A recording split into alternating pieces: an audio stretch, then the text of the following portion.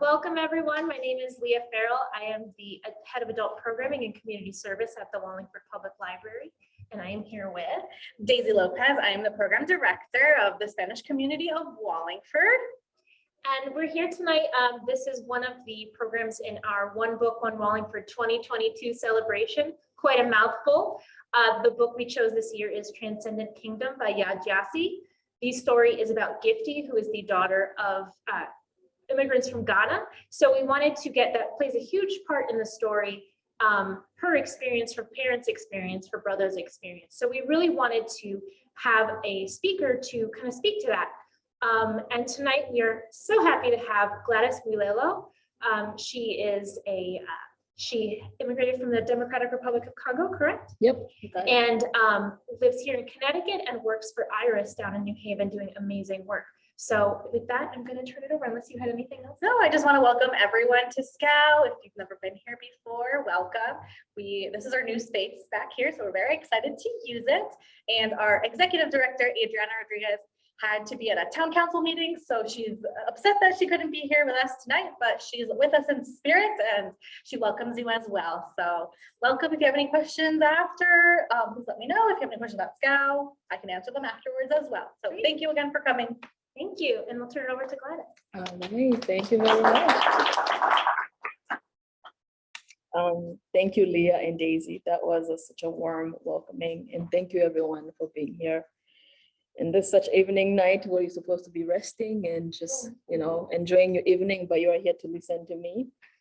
So again, yes, I'm Gladys. I coordinate the IRIS after school program.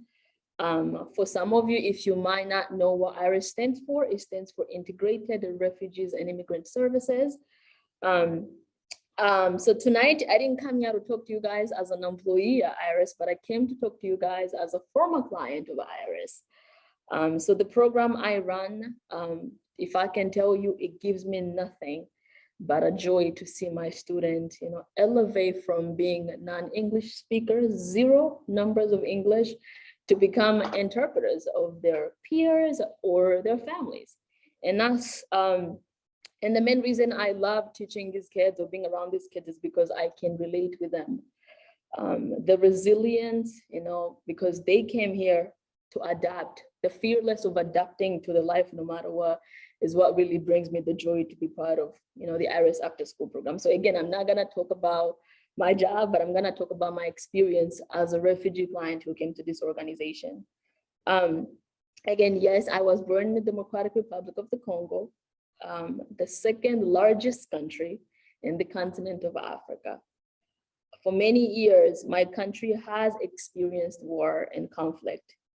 The ongoing conflict actually has caused so many families like my own to flee our homes, including my own family.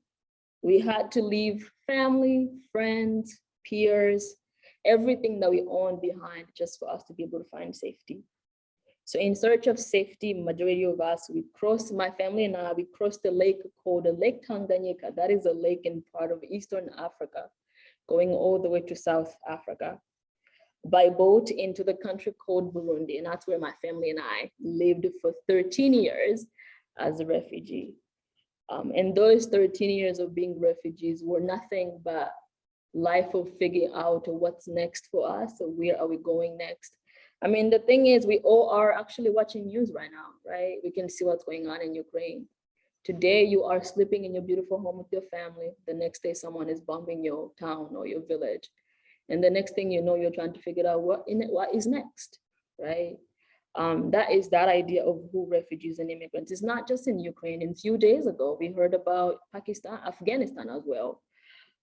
So that's the experience of so many families who come through this organization called IRIS go through, including my own family, is that idea of you lose a home today, but at the same time, you still become fearful, hopeful, so that way in the future you could find or gain what you've lost.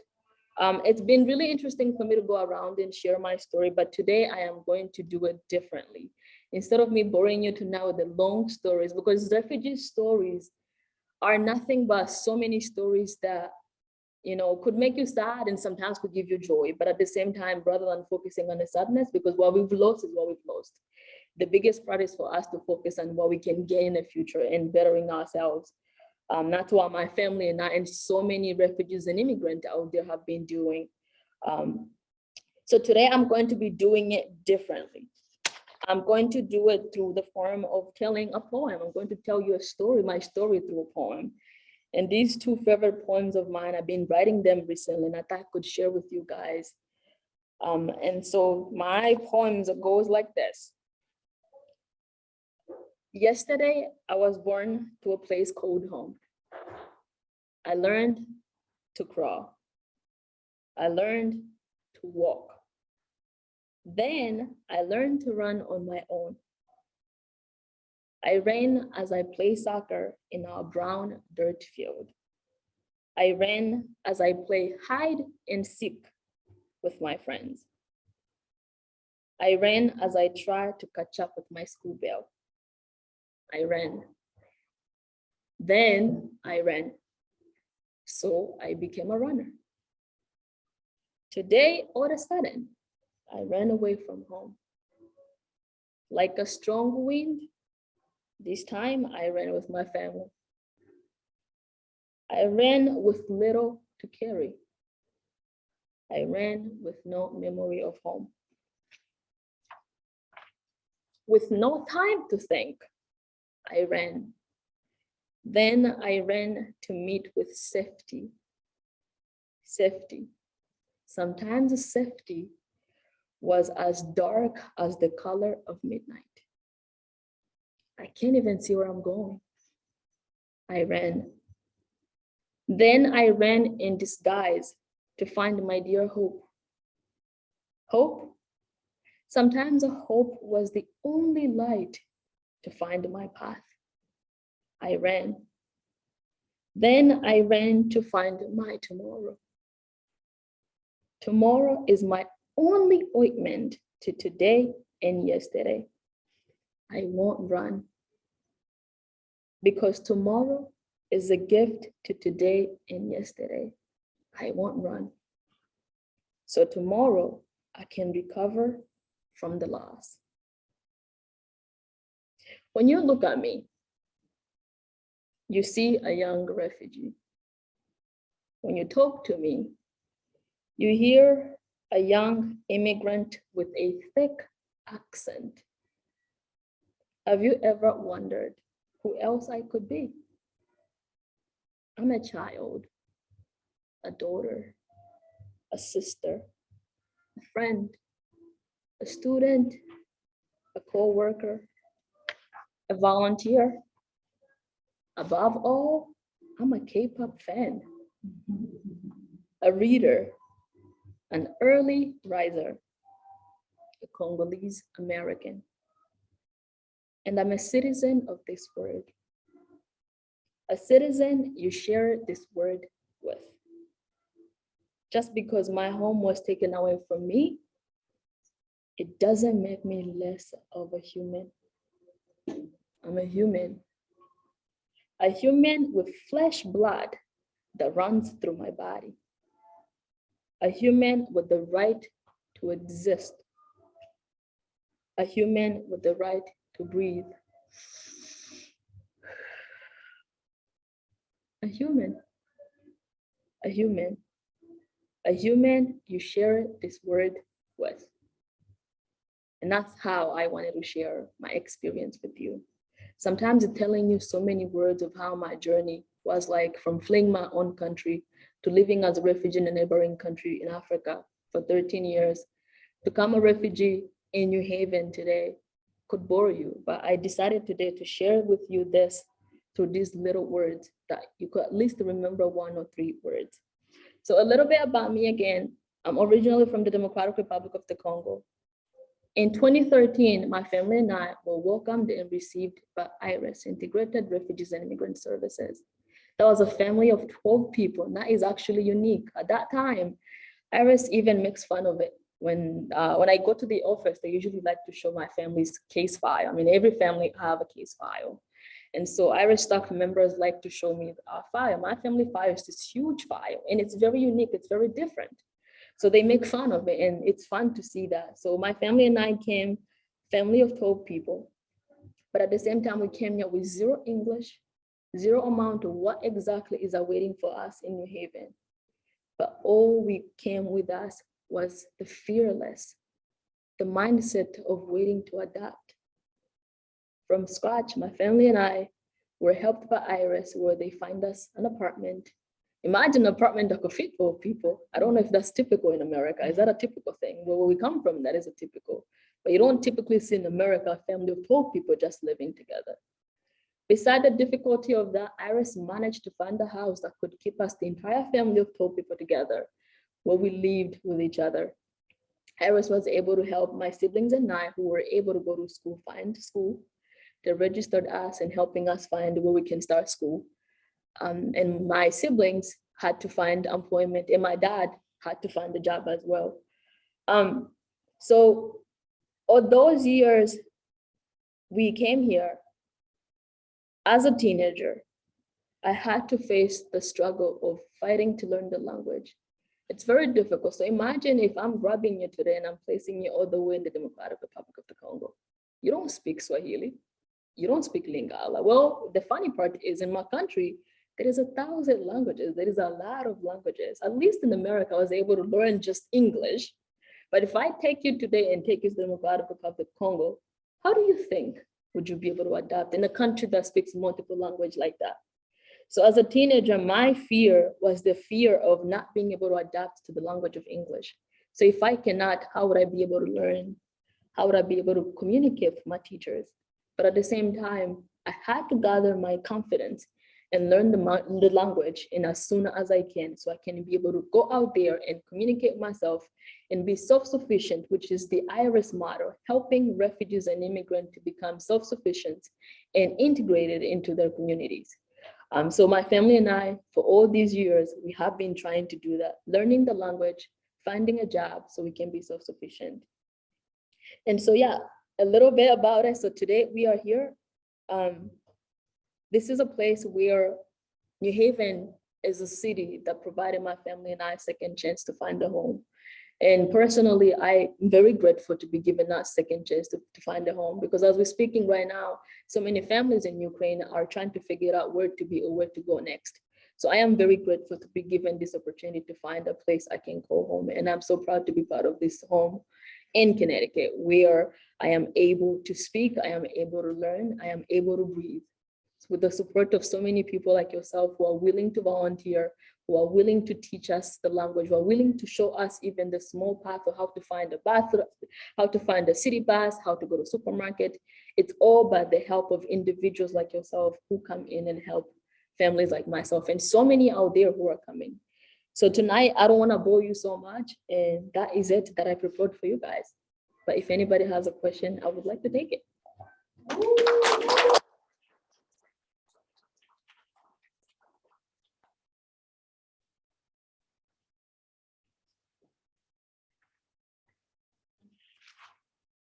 I don't bite, don't be shy. Any question? So the family that you came with, did you leave more family behind? Do you still have contact with them? Yes. So many families. We still have a lot of family living back home.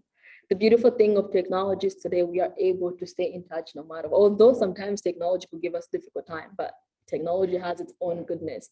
So I'm able to communicate with my family to social media such as Facebook, WhatsApp, something like that. So yes, I still have a family back home in the Democratic Republic of the Congo, and we still communicate today.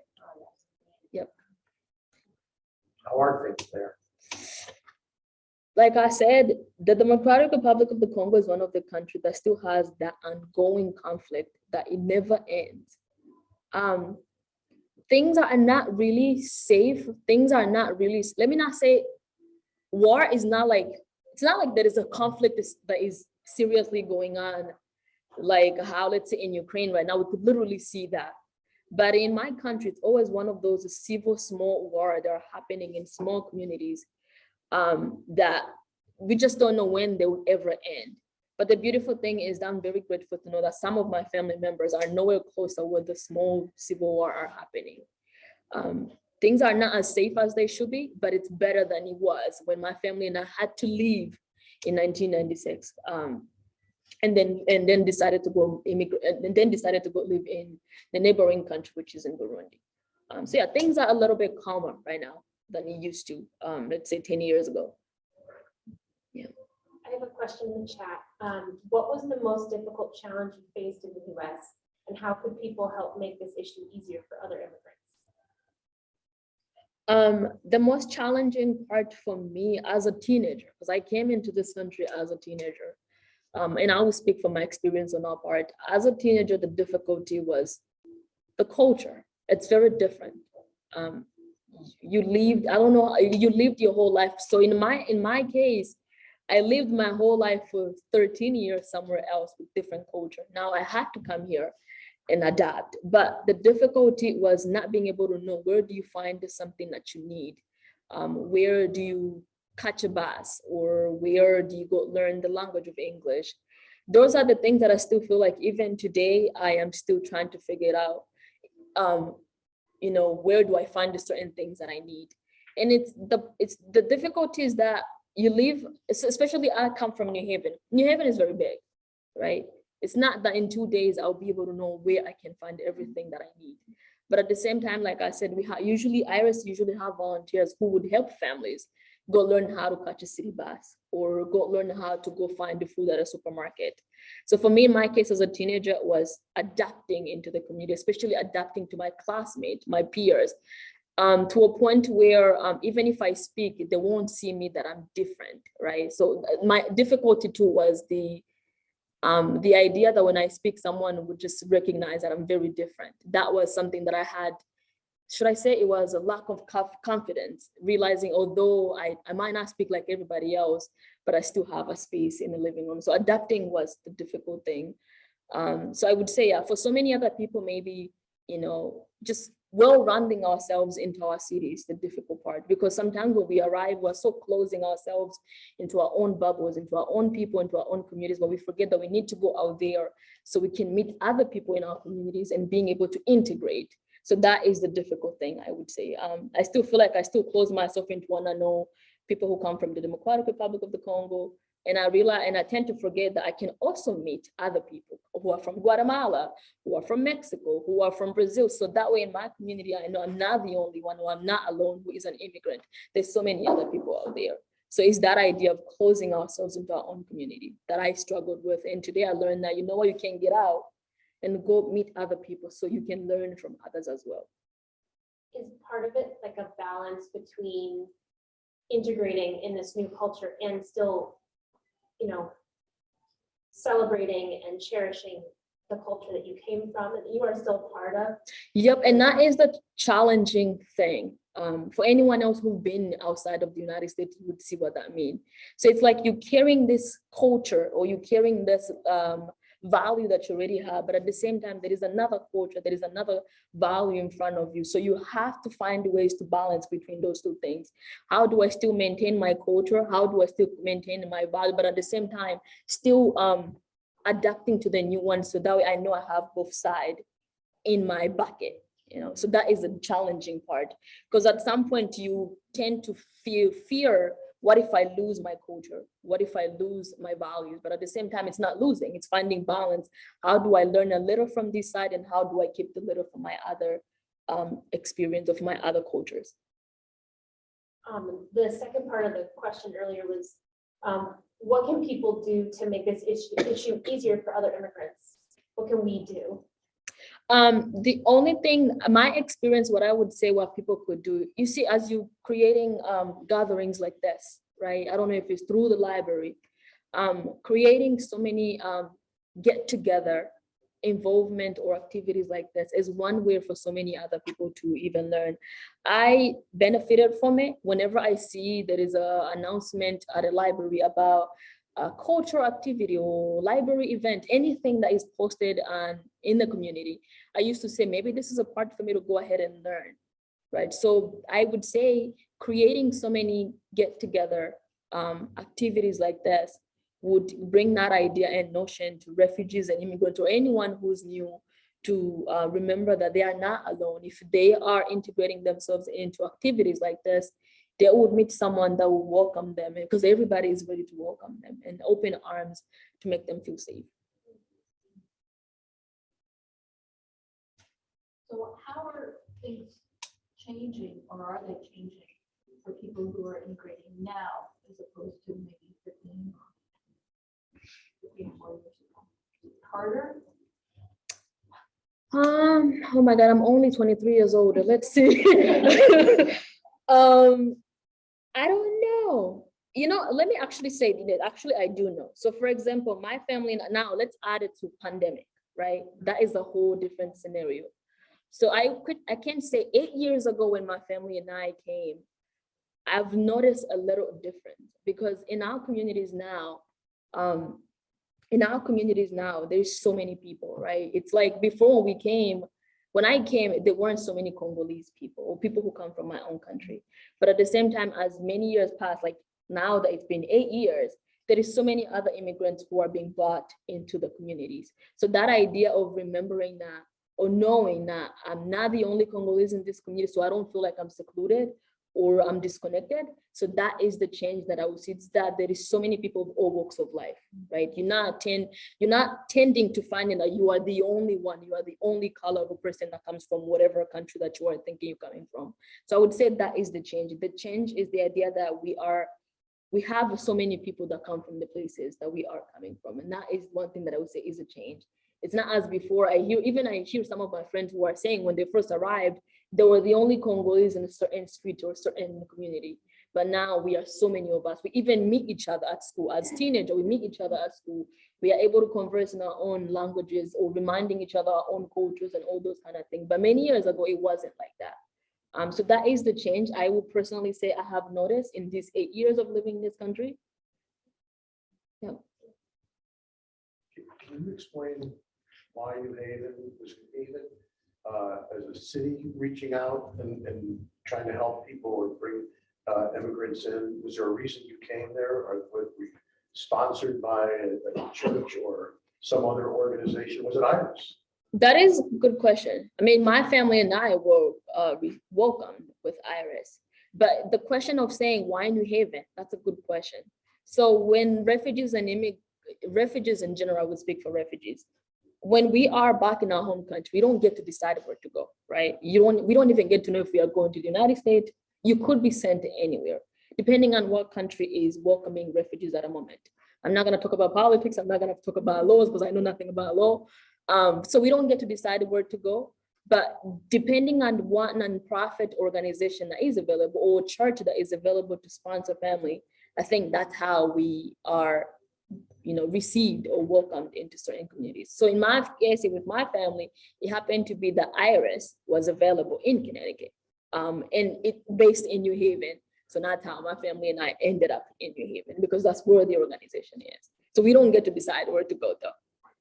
Yeah. But it was IRIS actually. IRIS, yep. IRIS is the one that picked my family and I to whatever location that they planned for us to get picked up, put together our apartment, prepare us everything that we need. It was IRIS. So you read about New Haven and you said, I wish I knew that. So here's the funny story. So a lot of immigrants don't actually tend to know what Connecticut is or where Connecticut is. Connecticut is not that popular. Let me be frank and honest about it. It's not that popular. I'm not gonna lie. We know New York because it's a big city. We know California because it's a big state. We know Boston, or those bigger cities. When my family and I first heard about Connecticut, it was very strange. We never heard of it. At some point when we first came, it was actually in May.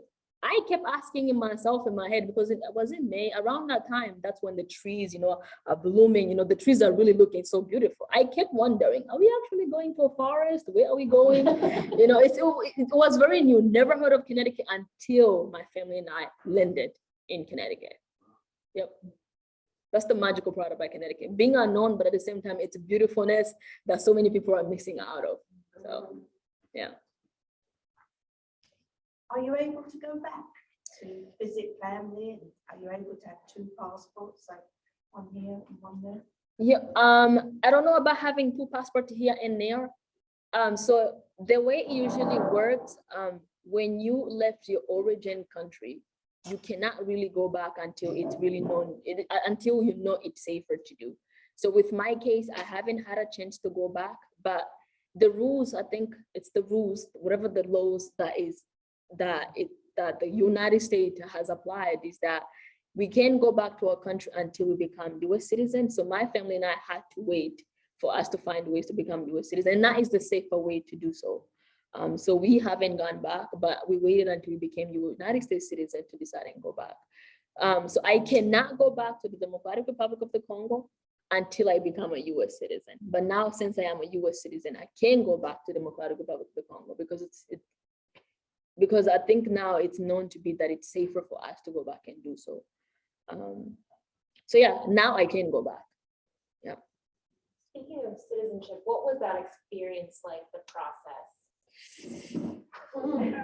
I know you get asked a lot of silly questions, like, but what was that like? Can you speak to that?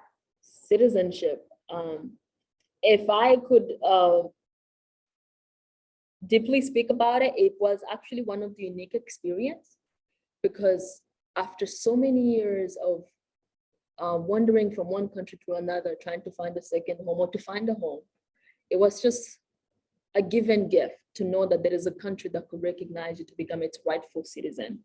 So that was the unique part perspective for me, just knowing that someone has recognized me, which is the United States has recognized me to become its lawful citizen. But at the same time, the citizenship process itself, because I went to high school, I enjoy civics history, so I enjoyed that moment, and that was the time for me to show off and show off to my parents, and I've learned this, I've learned that in class. So it was such a unique experience for my family and I to sit together and study the United States civics, sit down and, learning the history that we might have learned it, but sitting down and really dig deep about it, like what's going on in the 1960s, what happened in those wars. So it was such a unique experience, just sit down and practice and just study, knowing that we are studying for something that we've been waiting for a very long time, to become a lawful citizen of a country that recognizes us. But yeah, for me, my experience, I enjoyed it because I love civics. So it was fun for me. Because it's interesting because a lot of the questions are things that people born here have. Oh, listen, they don't have no interest. I don't know how well I No, yes, I definitely agree with you. So many people I can talk to, they just, how did you even enjoy that? They just didn't understand it, but I did because I love history. So yeah. What are your dreams? Good question. My dreams is to be integrated into my community as much as I can. I still feel like I'm a stranger at some point, although I know I am part of New Haven community or any other community, but at the same time is to get myself as much involved as I can, not just in refugees and immigrant issues, in any other issues that my communities could be impacted, such as homelessness, any other, or such a youth education. So I want to get myself as involved as much as I can into any issues that surround my community. So that is my dreams and goal. But personally, my dreams and goal is to get educated as much as I can and live the dream that I feel like I've lost. So, yeah.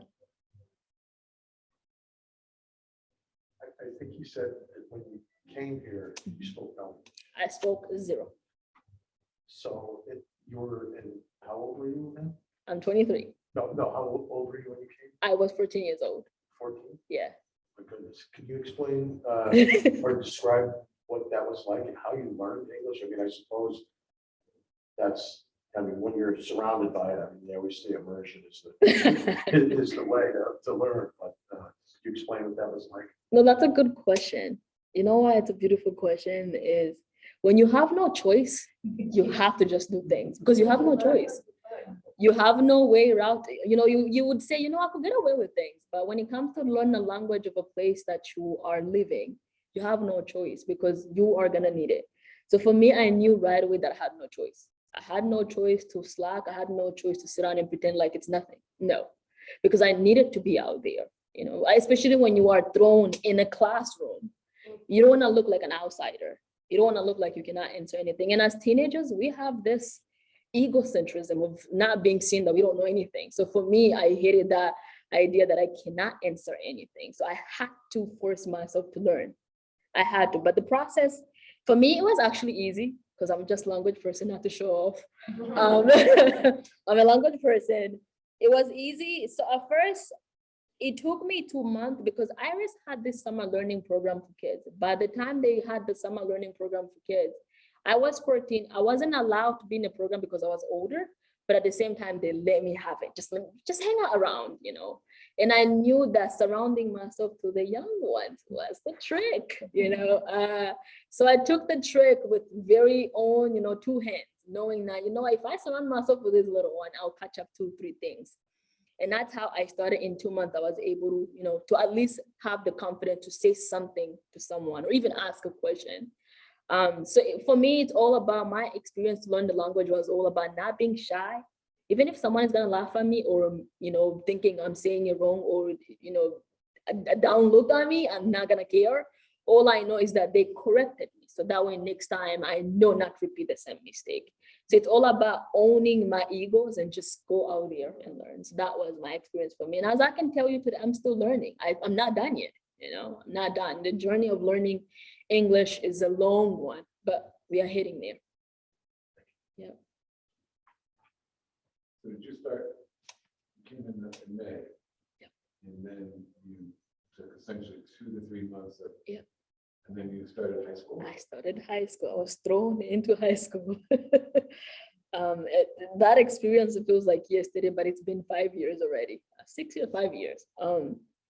It was just an interesting way to just, oh my God, I can't even describe that experience. It was something that I cannot take away from myself. It's something that I would do it again, because I would redo it again in the reason because I want to correct what the mistakes that I've made, right?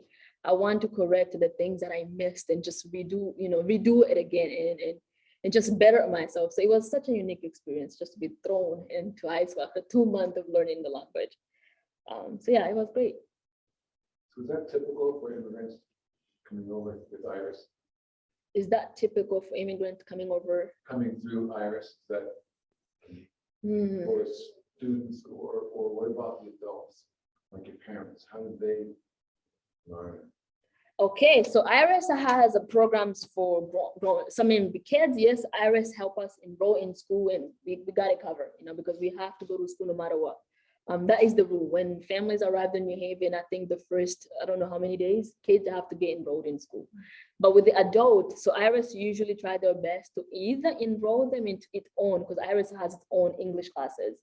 It's either enroll the parent into the adult English classes or help them apply for the New Haven adult education or any other city. I believe every city has some kind of adult education center. So IRIS would help the adult enroll in English, but so many adults in that case, it becomes difficult, but because they are the providers of the families, right? Right away in 2 or 3 months, they have to start working so they can continue to provide for the family. So that becomes hard, which means they have to learn English as they are working, rather than attending English classes every single day. They could make it somehow. Some parents still manage to still have both, but at the same time becomes really hard for the adult because they are the breadwinner. So yeah. And how does IRIS handle so many different languages? Ooh. And that's the strategy they use for me, I would say, is that because they brought so many families here and so many of them have lived here for a very long time, so they use the former client to come and help interpret, or any other specialist who speaks whatever languages that is going on, because there are so many languages. I mean, families who come from IRIS speak Swahili, French, Kirundi, Kinyarwanda, you know, Pashto, Farsi, all those languages. So I myself personally, I'm usually called up to help interpret, you know, so I'm assuming so many other clients usually help out to help interpret. But it's very amazing. If I can be honest, not to brag about it, IRIS staff members are just genius, because I don't know how you can communicate with people that speaks all those languages, but somehow they manage. And I think maybe somehow they use Google Translate, who knows, you know, so they use all kinds of resources to continue communicating with families. But the biggest one is to communicate with former clients who've learned the language to help interpret in any case that they need someone to help interpret. I have a question. Yes. So you started high school and that could be rough. Did you experience any bullying or were you well received by the students? That's a good question. You see, the sad thing about me was the eagerness of wanting to learn really took away all the attention that I need to pay on certain things that I faced. So before I came to this country, I had to sit home for quite a very long time. At some point, my parents couldn't afford to take me to school. So because of that, I had that eager of just wanting to go back and learn and learn and learn to a point where any struggle that comes toward me, internally, I'm just forcing myself to take it when I'm not supposed to take it. I'm supposed to let it out because I'm getting hurt, right? At some point I did face bully, but ignored it, didn't pay so much attention to it because I knew where I was going. And beautifully, I'm very grateful. It never did impacted me so much. I'm not saying that when you are being bullied, it's normal to just sit down and pretend like nothing is happening. No one's supposed to sit down and pretend like nothing is happening when they're being bullied. But in my case, I did, but just never paid attention. That's just my truth and my honest, because I knew where I was going. And at some point, I used my silence as the only way to just face it. But I'm grateful that it never impacted me to a point where I needed some kind of, attention or needed help. But yeah, so many other kids out there face it to a point where they need to speak out. And my advice is to always speak out no matter what. So with my case, I did, but never paid attention because I'm sorry, I was just trying to learn. And that is bad. And I shouldn't advise any other child to do that. Just because we are eager to earn something, it doesn't mean we have to endure the difficulties that we are facing. So I wish, that's why I say if I could go back to high school, I'll redo all those moments where I need to make sure I'm paying attention to the things that are impacting me the most.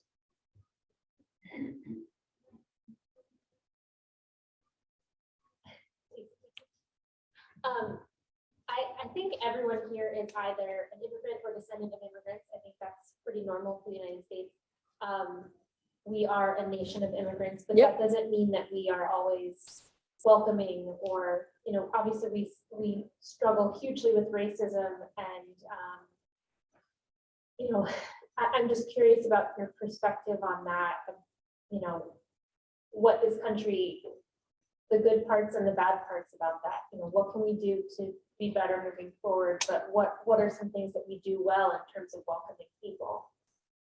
In terms of welcoming people. Or just in general, I mean, it's a complicated issue.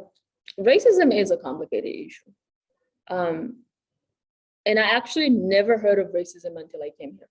I'm just gonna be honest about it.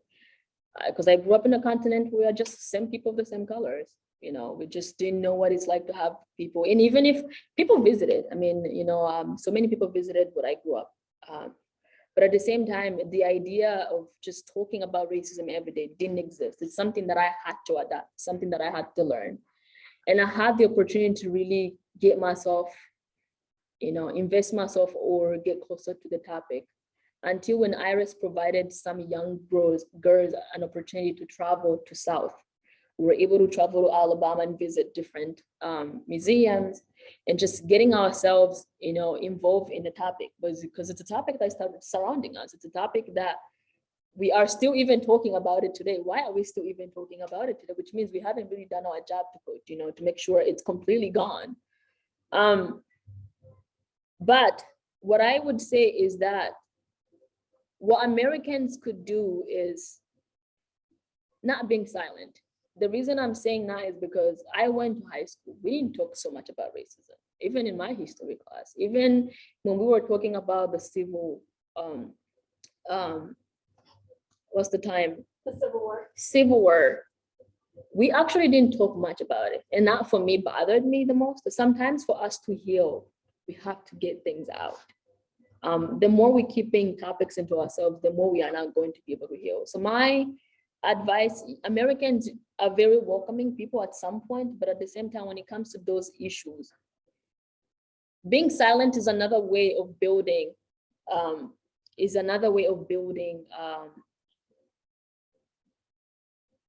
trying not to use the word, building hatred or building the things that we're trying to get out of ourselves. So I would say we continue to be welcoming, but at the same time, speak up almost every single day.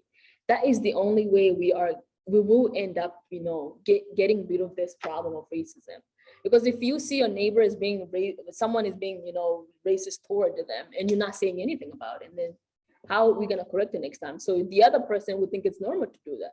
But you as the other neighbor, you will be able to say something about it. And that person would learn that, yeah, that is wrong to do that. So I would say to be welcome is to continue opening our minds, being flexible, and talk about the things that we don't want to see no more. That is the only way I would say we could do. Personally, I would say that. Someone else could say other way, but I would say not keeping the topic into ourselves, letting it out there and teaching it from our young ones as much as we can. And especially the younger ones, teaching them in a form that you don't want to throw them so much information, because this is a difficult topic, to be honest, because it's something that we are struggling with. But at the same time, for us to educate our children, we have to find ways to make sure they are well-rounded with the topic, but at the same time, to give them the opportunity to have the voice, to continue to voice it up everywhere they go. So let's continue to talk about it and find solution, because we're never gonna stop if we're not talking about it.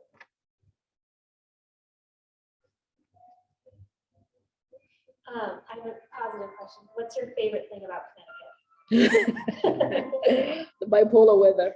You like it? I like it because in the morning you wake up with this beautiful sun, in the evening it's snowing. So I like that. That's what I love about That's Connecticut. definitely Yep. So yeah, I love that about Connecticut. And I also love its people. I've visited different states, but at the same time, I just appreciate Connecticut people to a point where you give so much than you think.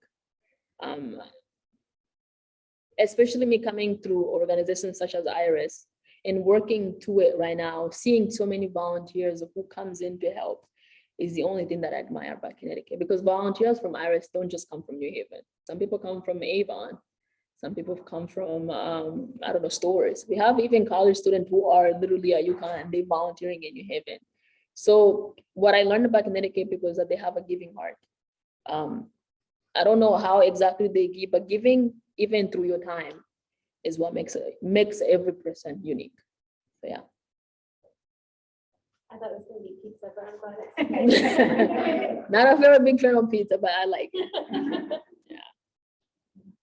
Gladys, your poem was very moving and powerful. I'm thinking about the part where you talked about moving from safety toward hope, and wondering about during that time and how you move from your country even to getting connected with IRIS. Are there supports in there that allowed you to be able to experience that hope as you made that journey? The people were that experience. Especially at the age that I was in, being a teenager, thinking I've lost it, thinking that this is it, I'm done, there's nothing for me. Just meeting people of all kinds. It all takes about a small smile for someone to realize that they are comfortable. It all takes just understanding someone despite their differences for someone to be really comfortable around you. And that's what I would say I gained the most through. I had the confidence to just get out and just have the hope, and the hope in seeing that the future, there is more that is coming to the future, is because of individuals I encountered. And I'm very grateful for IRIS for always bringing in people of all walks of life, to just interact with refugees and immigrants. And that's how we get to learn that there is so much that we can really be hopeful for. Just realizing that we've lost a home and knowing that, okay, this is a new home now, I'm a stranger. No, you're not a stranger, because there's so many people out there who are willing to just be able to help you. So that's what I gained the most out of. And I'm still gaining it today, meeting people of all kinds who are just volunteering to help me write a cover letter or write, all those kind of things. Can I ask Daisy and PR a question? Sure. So we know that there are lots of immigrants coming to Wallingford and you're providing great services. What can the community do to support immigrants who are coming to Wallingford? Put me on the spot. Well, we can definitely donate to Scout. Okay. But like Gladys was saying, is donating your time. Some people just would benefit from, English classes, one-on-one classes. But then we do have English classes. But even just to, we could have a program something similar to this where they can share their stories or just practice their English. I'm not a very because some people can't sit in a classroom or they don't have the time. So maybe if it's even a little half an hour, 45 minutes once in a while, just to sit down and have conversations with people.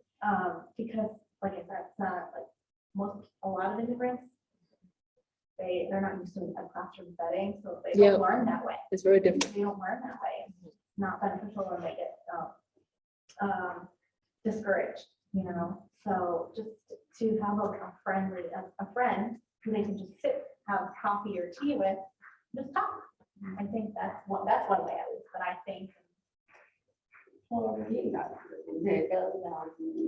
is be empathy with them. If you saw them different or if they have a hard time to ask for food, to ask for place, to ask for job. I have so many stories from my clients. One of them saw a sign they promote the repair some houses, but they think they rent the house. They go in the house and ask the people, can I live here? But I don't know how they ask them, but they say, no, this is, they say, I don't know how they tell them.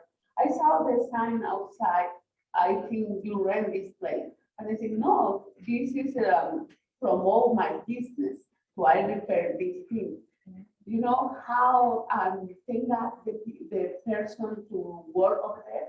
They say, I don't know, this place don't rent, but I have job for you and your kid, because they walking around the Wallingford, find because it's hard to find a house. That's apartments available for rent. They help them. That kind of person I wanted to find for my clients. If they struggle to, because they walk to her job or to the school, if you saw some person walking, maybe you ask for ride, or maybe you ask, because at that time it's very cold, and some of them have some person to stop and they say, you want to ride? That's fine. Or if you have a co-worker, a hard, that is, I wanted for hear or see in the community, be empathic. Help them because it's hard. It's hard to ask for help.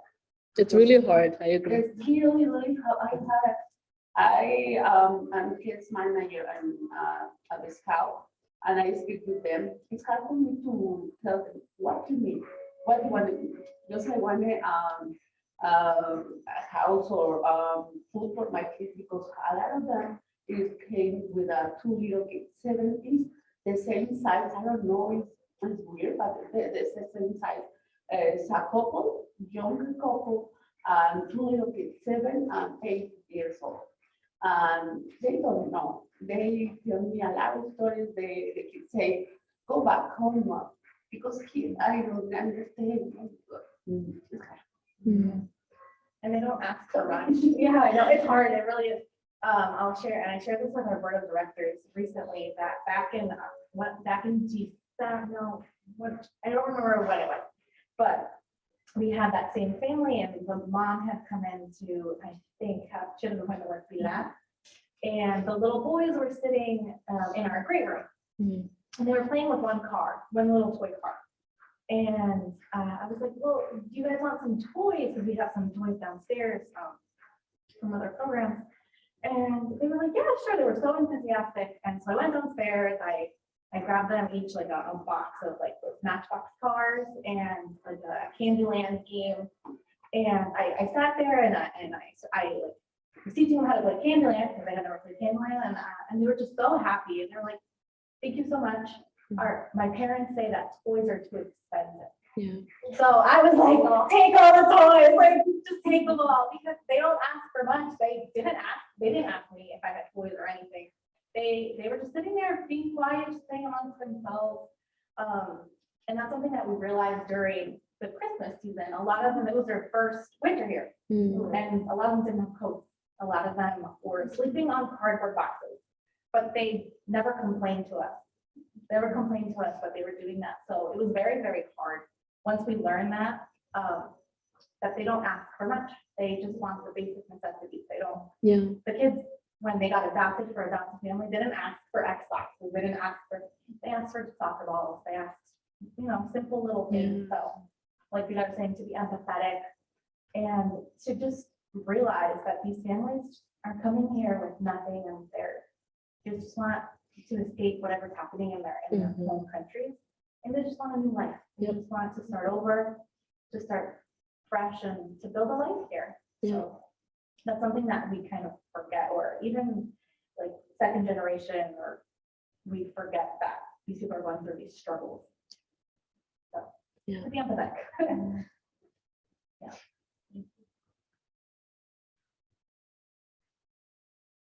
Well, thank you, Gladys, so much.